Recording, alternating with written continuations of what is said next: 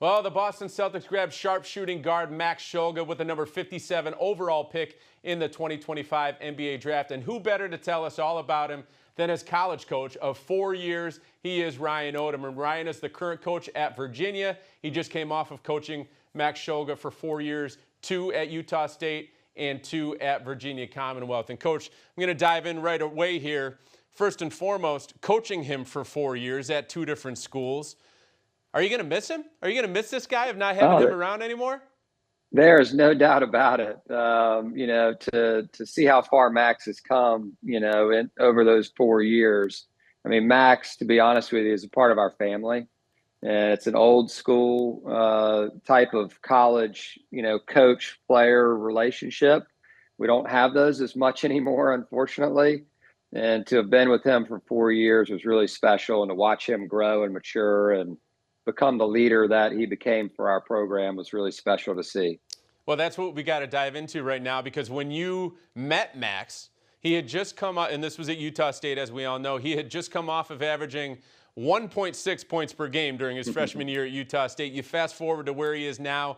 He just came off of averaging 15 points per game for your team at VCU. He just won Atlantic 10 Player of the Year. So where did that development come from? Like, how did he go from where he was to where he is now? Yeah, I mean, it came from Max and his passion for the game, his work ethic. He's somebody that is crazy for basketball. His father was a ref, and so he was around it at an early age. And so he fell in love with playing, and thankfully not reffing. He made the right choice. He appreciates the refs. He's not like a lot of players that get on the refs all the time. But it's his work ethic. He's always in the gym. He's trying to improve. He understands that he's not a perfect basketball player. And the unique thing about Max is that he really knows how to fit into a team. And, his ability to go from a player that was a role player early in his career to fast forward to his last year, a marked man and the best player every time he stepped on the court, and the player of the year in our conference and the leader of the team. He's had a wealth of experience in all different types of roles that I think can really benefit him as he embarks on his professional career. Did you talk to the Celtics at all throughout the draft process? And if so, was that something that you relayed to them right there, that he can kind of fit into any role because he's already experienced it? Yeah, there's no question about it. NBA folks do their job, and they certainly want to know everything there is to know about these players. There's no stone left unturned, and certainly, I think they were well aware of Max and the possibilities for him. There's still a lot of improvement that he can make, and what better organization for him to have been drafted by than the Celtics, a place where they value, younger players that, are maybe not a finished product quite yet, but understand the value of being a Celtic and working for something and helping a team in whatever role that is, win. And so I think Max is going to be up for the challenge, no doubt. Now, one of the interesting things about Max and his opportunity here that at least that I'm looking at is he just shot 39% from 3 during his final season with you at VCU. And that was with him being probably the lead dog on the opposing scouting report every night, right? Now he comes into the NBA, and if he gets out there on the court as a rookie, he's going to be surrounded by Jaylen Brown, by Derek White, by Peyton Pritchard. Eventually, we hope Jason Tatum. How do you think that he's going to adjust, and how is it going to help him even possibly improve those three-point shooting numbers now that he's likely to be playing off the ball a little bit more than he was? Yeah, I go back to the word fit. Max understands how to fit in with other players, and again, he understands he's going back to a limited role, or where he's going to have to play a specific role, whatever that is, and really earn it. And certainly his ability to shoot the basketball, to really play the entire game. He can pass. He makes the right decisions. Sometimes he's a little bit unselfish to a fault. But I think, he playing with those types of players is only going to make him that much better. And he'll be up to the challenge. And defensively, I think, is an area where he's really underrated.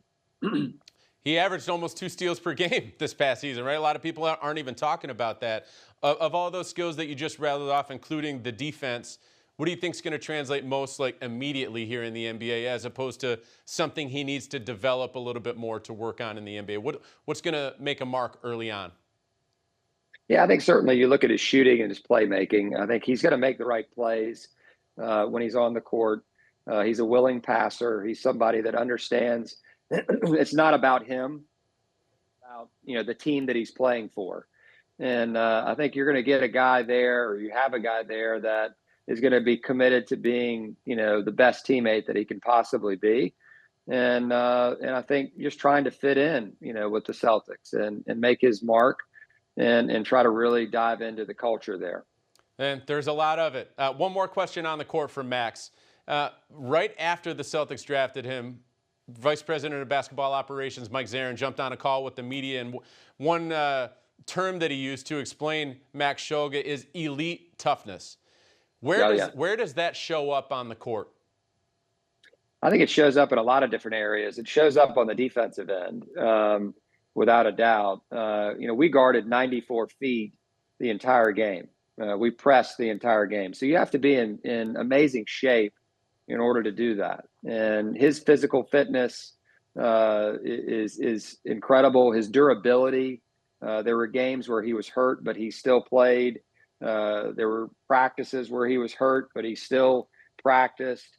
His durability, which we all as coaches, want, is certainly there. He's going to give his body, for the team that he's playing for. I think his ability to get through screens and fight through screens on defense and rebound and come up with extras in terms of his hustle is going to be noticed. And then just, I think overall, I think his toughness was shown on the offensive end because he was a marked man every game. And, his willingness and ability to not get rattled in those moments, was really an area of growth for him over the course of the 4 years. And all of a sudden, he was a very poised player under pressure, and he delivered when the game was on the line. And, he's not necessarily going to be asked to do that right away, but I do believe, it's in his DNA, to help a team win. Hey, everything you just rattled off certainly sounds like a guy Boston will fall in love with here when he takes the court for the Celtics. Hey, one last question for you before we let you go, maybe a little bit off the court.